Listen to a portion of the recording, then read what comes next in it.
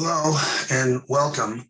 This is a repeat of a presentation made last week to the Alaska Society of Professional Engineers and the Alaska Engineering Educational Foundation. There was several people that indicated that they missed the presentation and it was not recorded. So today I am repeating the presentation given last week, and I am recording it. And this recording will be rehosted on YouTube hopefully later this week. So with that, the topic today is converting marine waste into construction materials. I'm going to talk to you about the problem of plastic waste in our oceans, talk to you about some possible solutions to the problem and areas where I'm looking at it, thinking more innovatively and outside the box about how we might solve some of the issues that I see in plastic ocean waste.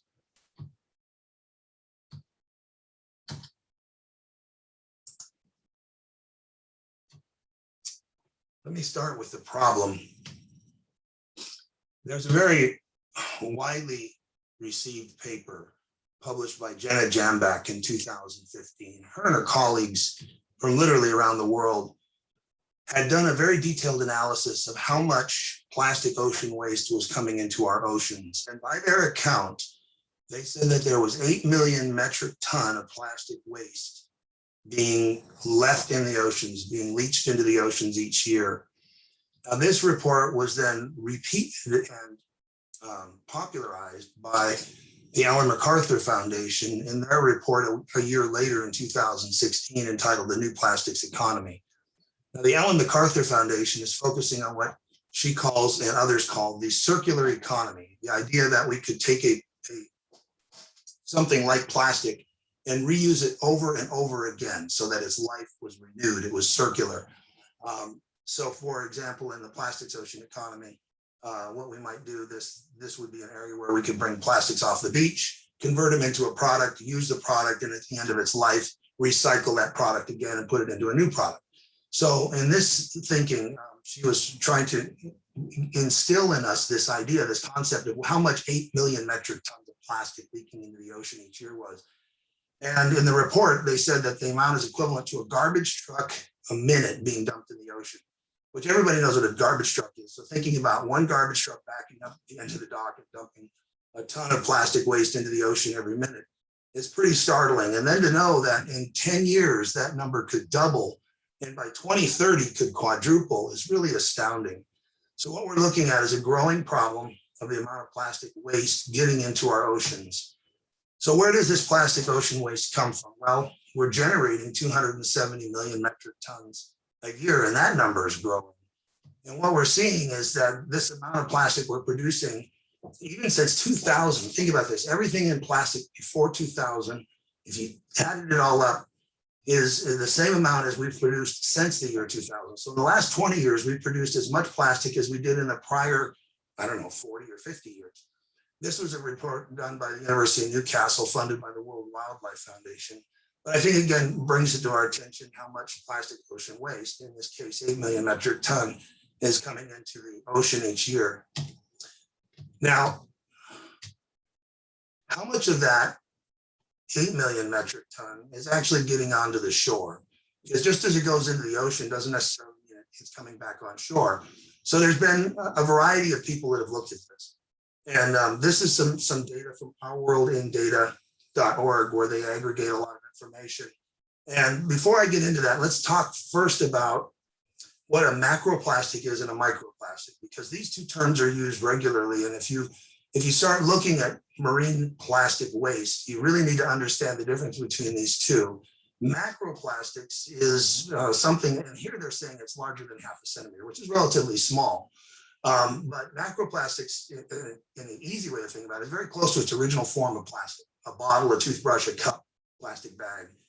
When that plastic enters the ocean, it gets broken down. It gets broken down in a variety of ways. It gets broken down because of salt water. It gets broken down because of sunlight.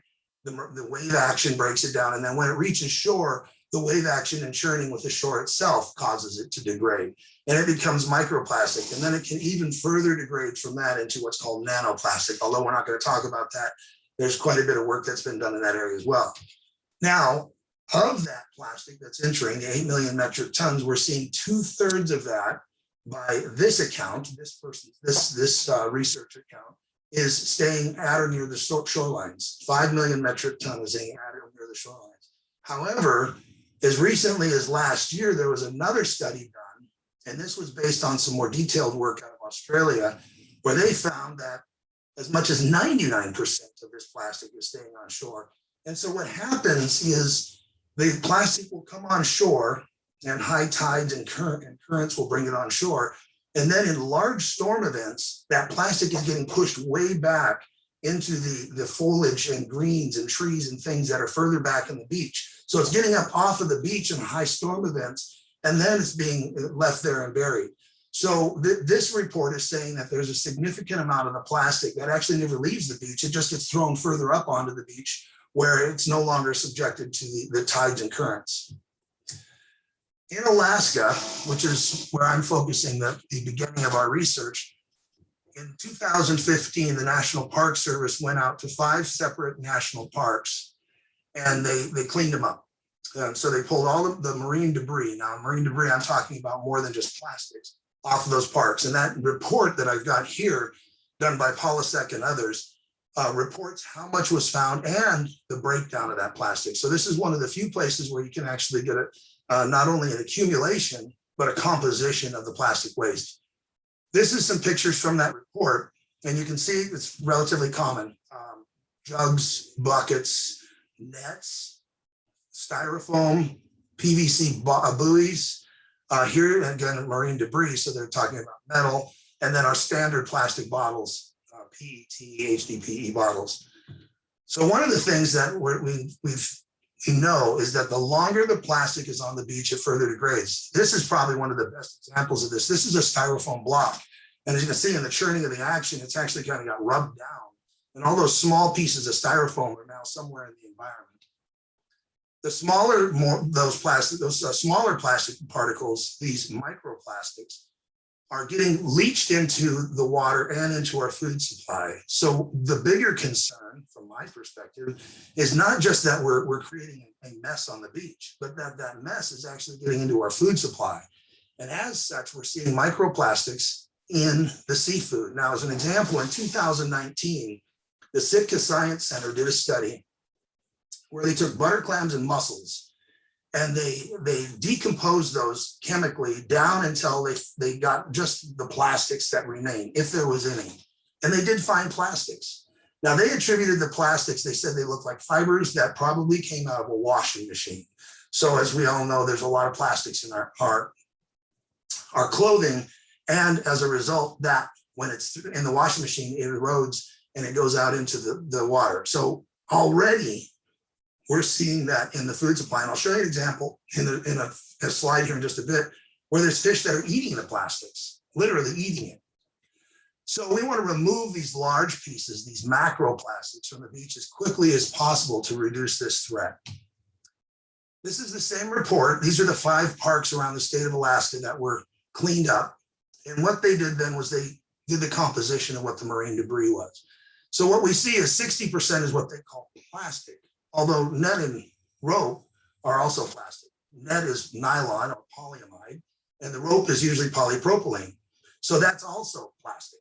And then foam, well, that's polystyrene, which is also plastic. So really what we're seeing here is of the 100%, 88% of this is plastic.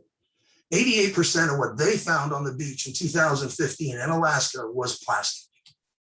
So what's the impact of this, ecologically, economically, sociologically? There's been a recent report done, and this one was done by Nicola Beaumont and others, where they tried to put a dollar amount on the economic impact, and then they looked at the ecological impact in terms of growth and other things. So I'm going to share with you some of those results.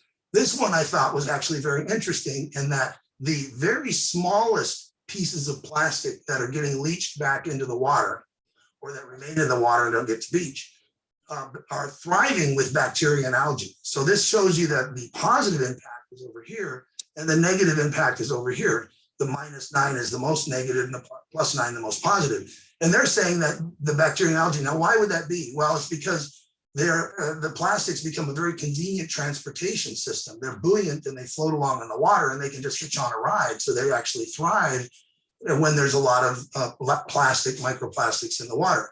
They're the exception. Everything else in the food chain is affected negatively by plastics. Everything from zooplankton all the way up to marine mammals. And they focused on two aspects of this. One is ingestion, which we've been talking about, and the other one is entanglement. This is an example of entanglement. This is a 6-pack ring that a turtle got trapped in very early in life, and that ring did not degrade. What happened was the turtle's body actually grew around the ring, and it misshaped the turtle. Now, in terms of the societal impact, like the turtle, we see marine mammals entangled. And so this is the stuff that tugs at our heartstrings: dolphins, whales, birds, in this case, sea lions, sea otters, where they get trapped in nets, or there was a very popular YouTube video several years ago where a sea turtle had a straw in its nose. They extracted that. And that has actually led to, in many places, plastic straws being removed from places where, like, for example, Starbucks. So marine charismatic species is one area where we do see a societal impact. And polluting the food sources I mentioned. Now, this is a fish that was caught, and this is what was left in the belly of that fish. Plastic literally ate a plastic spoon. It's eating these plastics, and those plastics are not getting digested. They're sitting inside, and eventually, as it does with birds as well, it causes the animal to expire. And then finally, there's just the blight of our coastlines. Having litter sitting along our coastlines is something that, especially in a tourism-heavy area like Alaska, is a negative. So how are we solving these problems? A lot of emphasis right now is on prevention. There's several foundations that are investing money and trying to change the way that we do plastics. In effect, either eliminating them or at least eliminating the possibility of getting into the water. And so what we're trying to do is implement taxes, regulation, or reuse programs that will hopefully either disincentivize or incentivize, depending on the program, the keeping plastic away from getting into the ocean. So this is the prevention side, and this is an incredibly worthy effort, but there's a much bigger picture here. So in addition to that, we have the cleanup, because there are plastics still getting into the water. And in terms of cleanup, the first area a lot of people think about is these big garbage patches, because people have seen these Texas-sized patches of garbage out in the Pacific Ocean. The most popular one is called the Pacific Ocean Garbage Patch. And then there's been a few programs to go out and try to clean that up. And again, very worthy efforts. But what about the shallow coastal waters and beaches? I mean, clearly 2/3 to 99% of the plastic that's coming into the water is ending up back on the shore, and how much of that is getting cleaned up? So cleaning up the beaches, although there's several efforts in marine debris cleanup, I'm not saying there isn't. I'm just saying that this really is the gap. There's not a lot of emphasis. So let me try to emphasize what I mean by that. So first, I'm going to say, here's my vision. I want to remove plastic ocean waste from shorelines. I want to convert it into something useful that could be sold locally. I'd like to do that through the development of what I'm calling power modules, plastic ocean waste eco recycler, POWER modules. So the idea is that we could take, instead of the plastic to the processing, we take the processing to the plastic, and then we move the processing plants around, these micro recycling plants. And start in Alaska. I'm starting in Alaska because I'm an Alaskan. I'm familiar with Alaska. I know the coastline cities. I was born and raised in one. I know the people. I know the logistics and all the other things that are surrounding that. So it's much easier for this kind of thing to get a foothold here than it would be if I was to pick another state like Hawaii to start. I'm thinking of this project in 3 focus areas. I call it a 3-legged stool. There's 3 different aspects of the problem as I see it. One is assessment. And there I'm asking questions like, where is this plastic ocean waste? How much is there? How fast does it accumulate? If we could understand the accumulation points, how much is getting there and where it is, then we could, in terms of the collection side, really focus our efforts on the biggest bang for the buck, where we can get the most plastic with the least amount of time and effort. And then in terms of collection, how can we reduce the collection costs? I've done some analysis on existing collection costs. I'll share those with you in a moment, but we really need to bring those costs down to be effective. And how can we then increase the collection area? So if we have a fixed amount of dollars and we can reduce the collection costs, we'll increase the area, or can we just increase the area using maybe some other mechanisms? So there's some opportunities for innovation here. And then finally, as I've already mentioned, in terms of utilization, how do we use that plastic ocean waste and what kind of products can we make from it? So let's look at assessment first. Where is this plastic ocean waste? How much is there? How fast does it accumulate? So I said, let's find out how much plastic ocean waste does an Alaska shore. So I spent quite a bit of time, and by quite a bit of time, I mean probably the last couple of years, at different moments, spending a day looking for any kind of indication of data to support how much plastic ocean waste is on Alaska shores. And I found that the answer is, I don't know. No one really knows. So in the absence of that, I'm going to give you my very rough guess. So I've got some data. Here's some data that I do have. So this, I'm going to emphasize, very rough guess. But we know the world coastline to just a little over 1 million miles. We know the Alaska coastline, that's 6,640 miles. So of the world's coastline, Alaska is 0.654%, just a little over 0.5% of the total coastline of the world. All right, so then I just said we have 8 million metric tons, which is 8.8 US tons of plastic ocean waste getting leached into the water each year. So how much of that is in US tons in Alaska's shores? And it's anywhere between 57 and 57, it's right around 57 tons. All right, that's the total. So then converting that into pounds, because I think better in pounds, that's 115 million pounds. So then I said earlier, somewhere between 2/3 and 99% of the plastic coming in to the water is staying on shore, 2/3 to 99%, or 77 to 104 million pounds is annually accumulating on Alaska's shorelines. So that's a very rough guess, but in the absence of any other information, as maybe we get better assessment tools, we can come up with a better answer. This is the answer I have right now. Now, there's marine debris cleanups that have been done. So NOAA has for decades done a marine debris cleanup program nationally across the United States. And they have a clearinghouse database, which is wonderful. I've referenced it down in the lower left-hand corner. And you can go into this and search for every marine debris cleanup program in the state of Alaska, and then you can download that as a spreadsheet, and then you can go through that and analyze the data. And I've done that, and I've said, okay, let me break it into different regions in Alaska, because every region is a little different. DS is Bering Sea, CI Cook Inlet, KOD is Kodiak Archipelago, PWS is Prince William Sound, and SE is Southeastern Alaskan or the Panhandle. And of those 15 years from 2005 to 2020, where I did the analysis, it's actually 16 years if you include 2005 and 2020. There was 7 years that they did a cleanup, 7 years in a cleanup in Bering Sea at some point. In Cook Inlet, there was 4, Kodiak, Prince William Sound, and Southeast, 4 each. So they didn't clean up every year. They did a cleanup approximately every 4 years in the Cook Inlet, Kodiak, Prince William Sound, Southeast regions, and about twice that in the Bering Sea. And during those, they got this many pounds each year. So in terms of plastic ocean waste, if this is the total amount of debris, then I can use the National Park Service's 88% number, because that's the best number I've got, at least to this point. 88% of the marine debris is plastic. So that's the plastic ocean waste each year in pounds. So what we're seeing then, is 371,000 pounds a year if every one of those programs collected plastic ocean waste each year. But as I said, they don't. There's a big gap from one year to the next.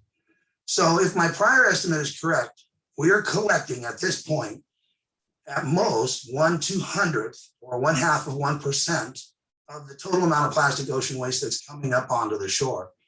Now, if I'm off by a factor of 10, it's still 1/20th. I mean, that's 5%. We're still way under collecting. There's a lot of plastic that's being left on the shore. So one of the concepts I have is, can we go out and assess the amount of plastic using a conventional drone? This is a DJI Phantom 4. It has a beautiful camera under it. It's a 20 megapixel camera, and you can fly a predefined survey. There's some amazing software for these. They last about 20 minutes in air. Battery can be swapped out rather quickly. Lots of good things. They collect imagery. You can aggregate that imagery into a single image and then process that with deep learning neural networks. This is an area where I have a background. I got my degree at the University of California, San Diego, and it turns out at that time, neural networks were re-emerging. And so I got very involved in neural networks early in my career. And so if you look at my bio on LinkedIn, you can get some more details on that. But anyway, I am familiar with how to use neural networks to do classification problems like this. And so I picked a beach. This one is in Hinchinbrook Island, and I'll show you a picture of where that is in just a second. And I said, if we flew one of these drones at 10 meters of height, that gives us enough resolution based on the camera that we could do a very adequate job with the deep learning neural networks for recognition. And it would take, for a single drone, about 15 hours to survey a 3-mile beach. So if you had 2 drones, it'd be 7 hours. You could do it in a day. So here's a breakdown of that. So here's the state of Alaska. And this box here represents the Prince William Sound. And inside the Prince William Sound, there's an island. Actually, the island is right here. And on that island, there is the southern facing beach of Hinchinbrook. So this is Hinchinbrook Island. And this is the south facing beach right here. So that beach, we could survey in 15 hours with a single DJI Phantom 4.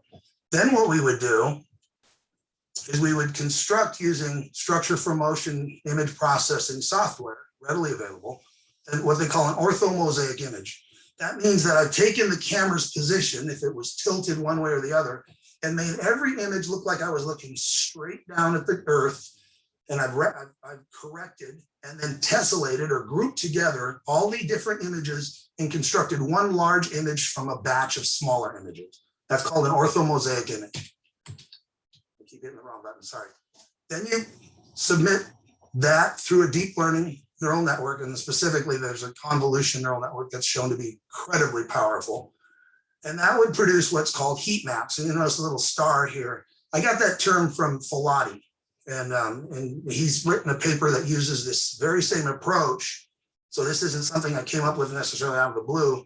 He uses the same approach, and his work was done in the Maltese.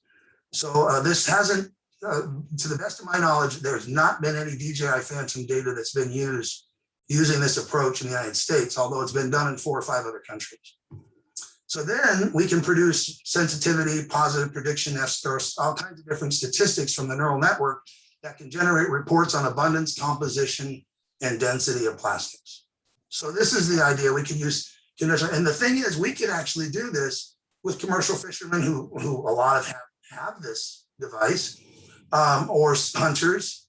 We can get other people to actually go out and collect this data for us. We give them the predefined survey. It would then fly the right range, or excuse me, the right altitude over the right grid pattern, and we could collect that data and we could pay them to do that. So this would be a great opportunity for us to employ local folks. Now let's look at collection.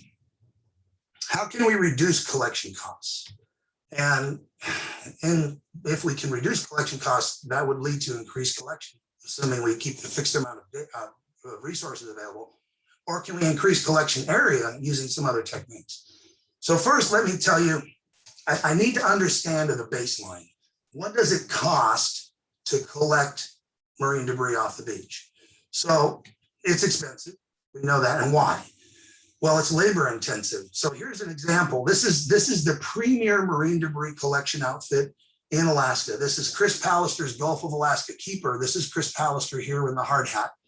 And what he does is he goes out with teams and he'll go onto a beach and he'll collect the marine debris and he'll put it in these super sacks, which you see back here on this landing barge. And then the super sacks are then taken in and dropped in a landfill. They throw this away. It's very labor intensive. These locations are incredibly remote, so remote that you typically have to bring in, once the super sacks are filled on the beach, you bring in a helicopter and you pull them off the beach and put them on the landing pad.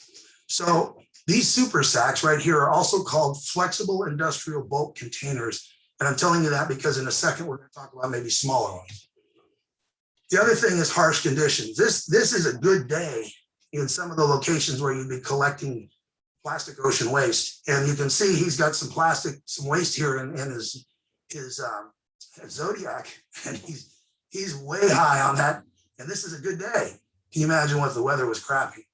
So I went out again at the same database, this marine debris database that NOAA has, and looked at those same projects. And those projects also include how many volunteers were collecting the marine debris, how much funding they had for the project, both in kind and from the sponsor, in this case, NOAA, how many hours how many hours were used. So you can then start getting some ideas about the level of effort required for marine debris retrieval. What I'm really interested in is how many pounds per dollar. How much does it cost to extract 1 pound of waste off the beach, marine debris? And what we're seeing is it ranges from $1 to $6 a pound, which is a rather significant amount. So one of the strategies I'm thinking about, and so I'm going to posit this, I'm going to propose it. Why don't we compensate local fishers and recreational boaters to collect this plastic ocean waste? They're out there at least near many of these beaches. So assuming we had the assessment done where we can construct these heat maps, these hot spots, and we can make those publicly available and say, here, these are the spots where we've got a lot of plastic waste. We'd love it if you're in the area, go pick up some of it for us. So if we did that, we could distribute these hotspot maps. Then we just ask them to document where they picked it up. This can actually be done just with a geotag image. They're very common. And then we can offer 2 forms of retrieval. If you bring that plastic back into town, I'll pay you more for it than if you leave it at the beach. But if you leave it at the beach, I could go and pick it up using what I'm calling the heavy lift drone garbage truck. So here, same concept of a drone, but instead of the small ones, we're using a much larger one. And we got this plastic ocean waste, and instead of those big super sacks, which hold a ton, literally a ton of material, I'm going to use smaller super sacks. So I contacted a manufacturer in Oregon and I said, hey, I got this idea, and I explained all this to them. And I said, can we make those FIBCs, those flexible industrial bulk containers, smaller? And they said, yeah, I think we can. Let me talk to somebody. And he got a call back a week later and said, I'm going to send you some samples. I have in my hand samples of 16 by 16 by 16 and 20 by 20 by 20 FIBCs. And the idea is that they could use them like a shopping bag. So if I handed these out, you could walk down the beach, fill it up, and when it's full, set it above the high tide line. With each sack would come a square steel plate that would be placed at the top of the sack and attached to the straps. And that steel plate could then be used for retrieval. What you would do, now we know the location because it was geotagged, is we could deploy a heavy lift drone from a commercial fishing boat or a tender. It has, and I'll show you here in a second, there's a commercial off-the-shelf retrieval system, weighs about 11 pounds. And you can retrieve those totes. You just take the electromagnet down, and you turn on the magnet, you grab that metal plate, and you pick up the sack and you bring it over, deactivate the electromagnet and drop that on the boat. So I call it the heavy lift drone garbage truck. So what did that look like? Well, here's that FIBC I mentioned, and we're making those smaller as I mentioned. Here's this is an off-the-shelf 11-pound electromagnet with remote control, so I can control it remotely, already built in.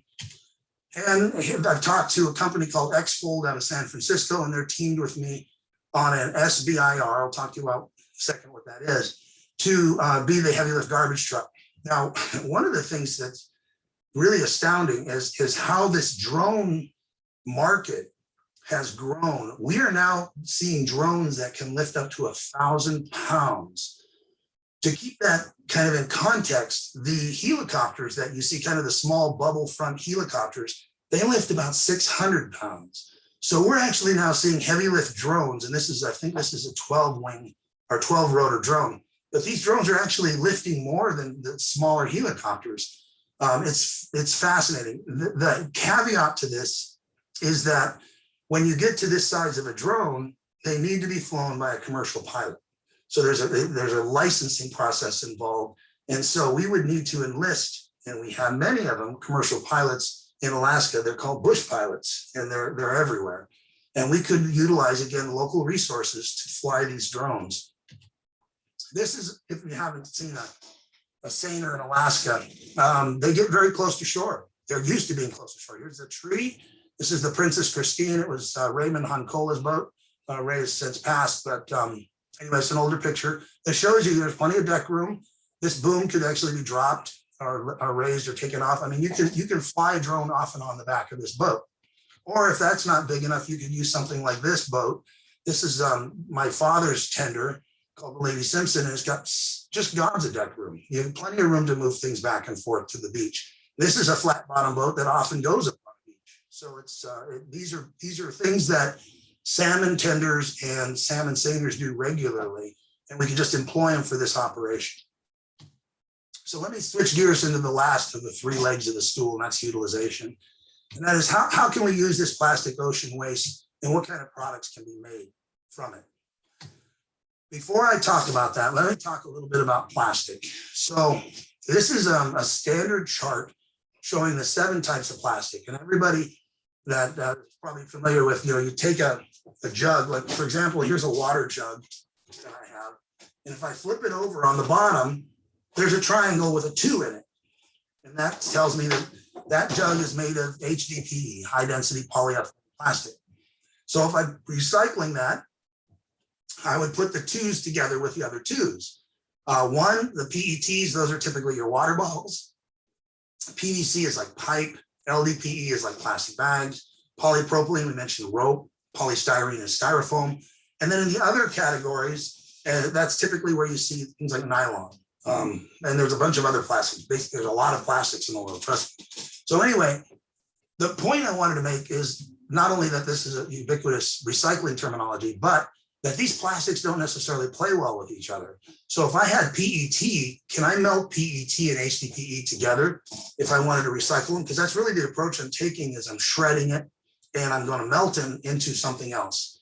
And the answer is not really. I mean, maybe, and there's a thing called compatibilizers that could really help us here. But without something, the PETs, the heat required to melt it is significantly higher than HDPE. So by the time I'm melting PETE, I'm burning HDPE. And so now I've got all kinds of issues.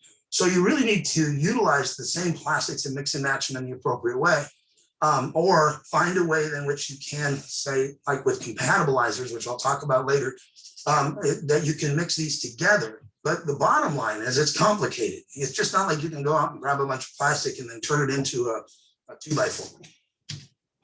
So here's my concept of operations for power modules. Again, the power is plastic ocean waste eco recycler modules. I want to package this into 1 or 2 40-foot containers. And then those 40-foot containers will be deployed to a community. And then in that community, I have to assume that there's going to be water, sewer, 3-phase power, and then some source for heat, most likely fuel oil, but it could be natural gas or propane. Then I'm going to manually sort this plastic ocean waste. I'm going to strip the webbing for nets, and I'm going to combine those two and use them as feedstock to produce recycled plastic lumber. Let me show you what that looks like here. So here's end-of-life nets. And what's the difference between an end-of-life net and, say, a fish net you find on the beach?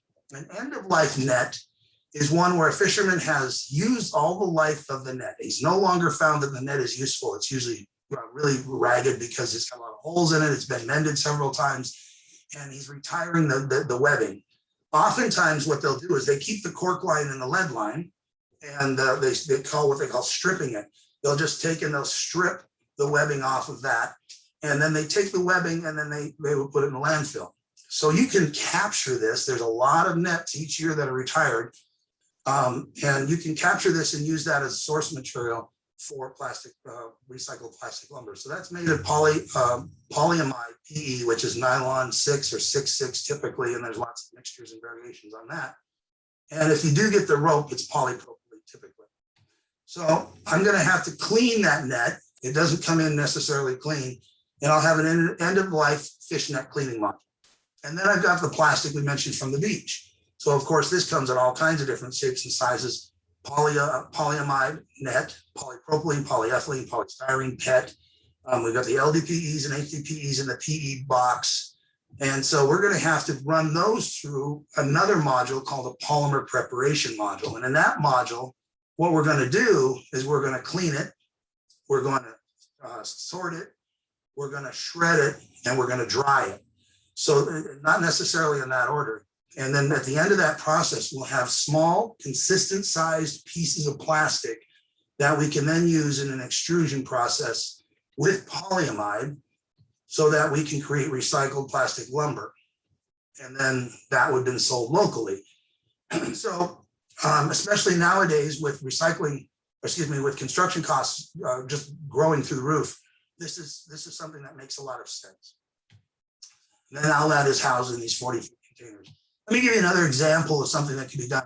I'm working with a company in Richland, Washington, and they received some funding from the Department of Energy. And then I found out about that funding through an online database, and I contacted them and said, hey, I think this is great.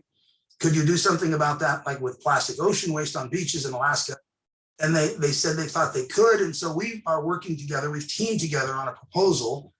And what we're going to do is we're going to take their plastic ocean waste, and I'm going to do the polymer preparation I talked about before, and then produce for them plastic, consistently sized, shredded, dried, sorted plastic. And they're going to take that and run it through a process where they're going to convert that into fuel.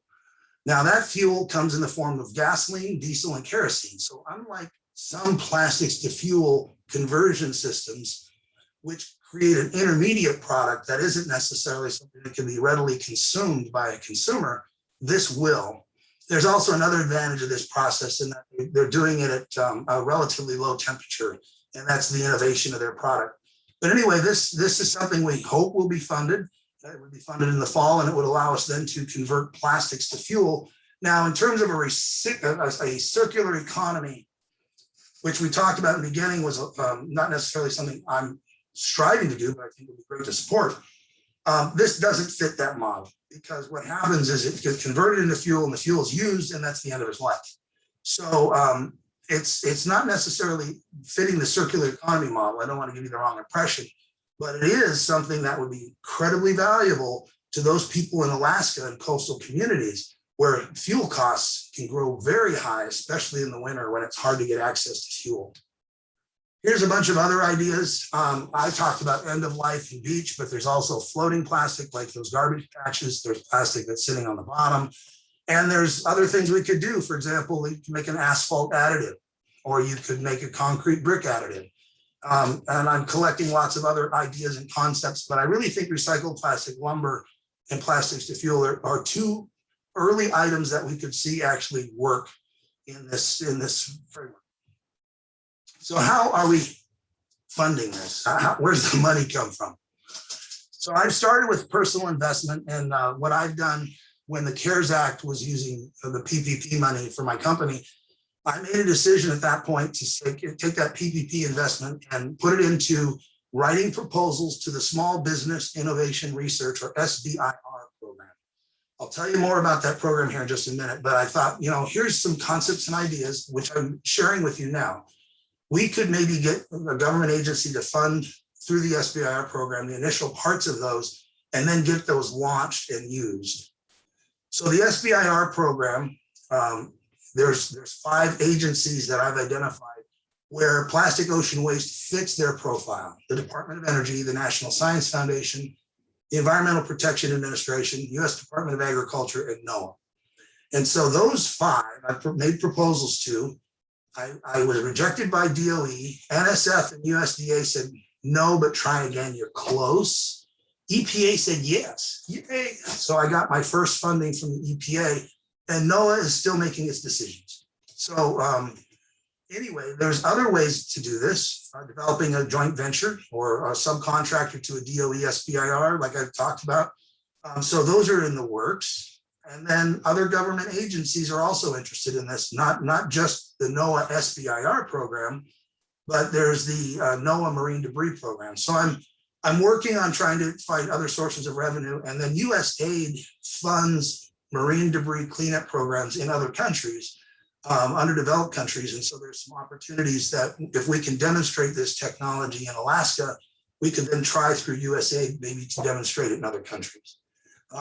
There's foundations like the Ellen MacArthur Foundation that are investing in this area. And there's been a growth in blue economy funds over the past few years, let's say the last 5 years, where there's a lot of investment funds being developed for blue or marine-based products. So let me tell you a little bit about the SBIR program. This is a program that started in 1980. It was passed by Congress that year, and it's reauthorized every 5 years or so. The idea was that they wanted to take a portion of the funds that these larger agencies had, and by larger they were saying if you're an agency that has more than $100 million a year that you contract or grant out. So instead of the 100, that would be $100 million that goes outside of your agency for research and development. We're going to take a portion of that, 3.2% of that extramural, that's what they call that, extramural research money, and we're going to set it aside for this program. And that today is about $2.5 billion each year being set aside, and has resulted in approximately 5,000 different awards each year. So that's a significant program. And if you're not aware of this program, I urge you, there's a reference in the lower corner here, SBIR.gov. Please go out and take a look at it. It's a fantastic program, and it may well fit if you are an entrepreneur or you've got some ideas and you just haven't been able to find the seed funding. They call it the seed funding for America. So here's the agencies. I mentioned the USDA, NOAA, Department of Energy, EPA, and NSF. There's also NASA, Department of Transportation, Department of Health and Human Services, and Department of Defense. So there's some big players in this. And as I said, $2.5 billion a year, it's a significant amount of funding. This program, by congressional mandate, by law, is set up as a 3-phase program. In the first phase, you do a feasibility or concept development, a paper study mostly, where you demonstrate that this concept is feasible, and you come up with usually a design. And then at that point, you propose to do the second phase, phase 2. If you're awarded phase 2, then you take that design and you make it into a prototype or a pilot project and demonstrate it. And so you make it real. And then in phase 3, you take what you've done and commercialize it. You take it and move it to the market. So the first 2 phases are funded by the agencies, and the last one you're on your own. The amount of money available varies from one agency to the other. I'm saying approximately 150,000, but the EPA, for example, it was $100,000 for phase 1. Now that turns out EPA is one of the lowest funded SBIR programs because they're just not big. They don't have a lot of extramural funding. But if you talk to the National Science Foundation, I think it's close to $280,000 for phase 1. So almost triple the amount. So depending on the agency, it can be a significant amount of money for you to go through that initial feasibility study and get this project off the ground. And in phase 2, for EPA, phase 2 is $400,000. But with other agencies, it can be as much as $1.5 million. And that's stretched over 2 years. So you can see that there's a significant jump from phase 1 to phase 2. And depending on the agency, some agencies are better funded than others. So this is a snapshot of the funding that I've received. I'm trying to be very transparent and telling you how this is working. I'm in hopes of others maybe following in my footsteps and trying to find their concept fitting into one of these SBIR programs. But the phase 1 was funded on funded in the early part of the year, and its contract date starts March 1st and goes to the end of August, so 6 months. And it's for the design of the mobile plastic ocean waste eco-recycler modules to produce recycled plastic lumber. So it's a very narrow focus. I've shown you a much broader picture This is focusing on just that one piece, that one slice. And so I've been utilizing systems engineering processes for the development. I'll share with you just a quick moment here. If you're not familiar with systems engineering, it's a fantastic way to organize and develop a project. You start with requirements analysis, you go into a system specification. There's trade studies involved during the requirements analysis, system specification, system design piece. Then the system design comes in play after that. So it's kind of a nice rigorous set of steps and rules. In terms of trade studies, one of the things I'm looking at is the deployment configuration. So I had mentioned that we wanted to do this in 40-foot containers. But as I got into the project, one of the things that came out was that the manufacturers are encouraging me to think about a more stable, by stable, I mean, not mobile platform, but one that could be more fixed. And so I'm thinking about maybe a barge versus containers. So a barge that could move from community to community, instead of taking the containers and moving them in and then leasing space or owning space and setting up the site. So there's got to be some trade-offs. That's why you do a trade study. There's another aspect of this that there's a potential joint venture that I'm talking to a foreign country about. And it's somebody out of South Africa that's developed a hub and spoke model where they take the hub, the center of the spokes, and the hub is where the majority of the final processing is done. And the initial processing is done at the spoke. So for example, in our process, the polymer preparation, the collection and prep could be done at the spoke, and then the cleaned, grinded, sorted plastic that's been dried would then be sent to the hub, and there it would be aggregated and processed. So there's different configurations that might work. So I'm looking at that as a trade study. Another thing that we have to look at is the material properties. There's the pure waste streams. I'm calling quote unquote pure. I mean, if we could just get LDPE or just HDPE, what are the material properties of that plastic ocean waste? So there's a standard extracted form that we would use for the three primary material tests, which is compression, stretch, and bend. And we're then saying, well, maybe if we can't get pure, what I mean by all HDPE, but maybe we can get somewhat close to it. There's a use of a sink float tank process to separate plastics. And so I'm calling that density separated waste streams to create fractions. So things that were less than or greater than a certain density would float or sink, and then you can separate the plastics, and using that in a two-step process, you can get somewhat similar plastics, similar in density. That doesn't necessarily mean that just because they're similar in density, they're going to play well together. So one of the things I'm looking at, in addition, is compatibilizers. And there's a couple companies out there, one in particular, Kenrich, that's, you know, they've been doing this for years, and they really understand how to combine plastics together using what they have is called compatibilizers. The chemistry, quite frankly, is much further beyond me than where I'm at right now, but I hope to catch up to part of it soon because it's just fascinating. But if we can do that, then the compatibilizer offers us the opportunity to use waste streams that maybe don't fit super well together, and it helps us to overcome some of those inconsistencies and make a very solid, durable product at the end. So we're going to be doing a trade study to look at those three. I'm actually now in the process of finishing up my plastics lab, and in July and August, we'll be doing those studies. And then finally, in terms of contaminant removal, these are things that are on the beach. There's biologics growing up. There's a lot of sand. There's a lot of wood. How do we remove that? So one of the processes that you could do is you could kind of do a rough job up front and then melt everything and push it through, and then use melt filtration. That's one method of that. Or you could use an agitated wash system, which is what I'm looking at right now. So there's some trade studies there as well. Different ways, different approaches, but I want to study those and come up with what I think is the best solution for this application. So here's an example of what the process flow for the polymer preparation module would look like. We have our our plastic ocean waste, and it goes through what I call a coarse sort. That would be a manual sort. So we would sort those out and then spray wash them and then discard contaminants. And then that plastic would then be gone through what I call a coarse shredder.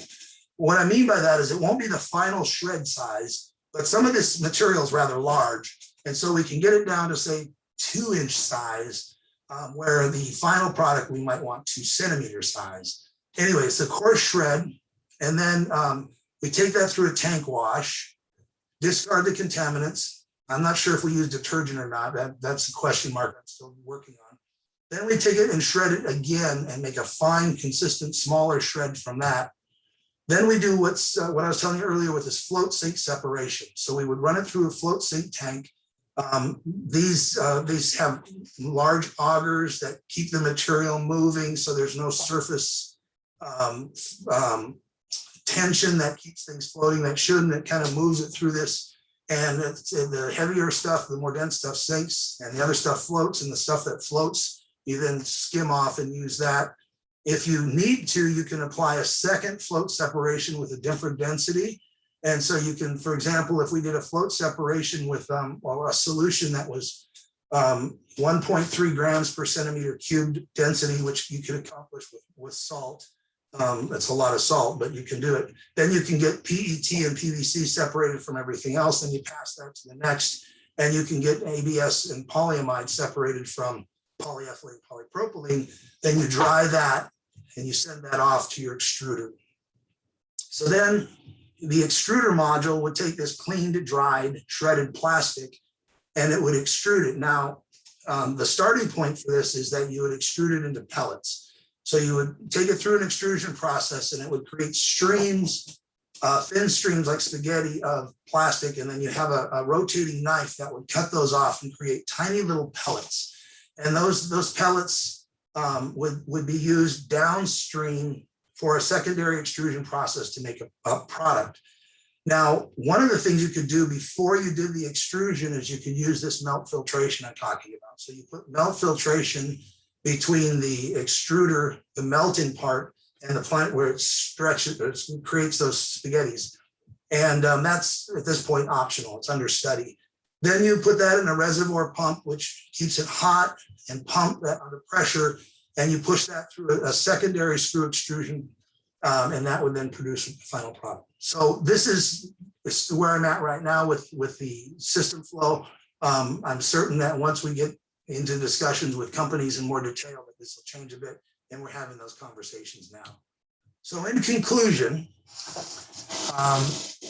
plastic ocean waste is it's a growing problem.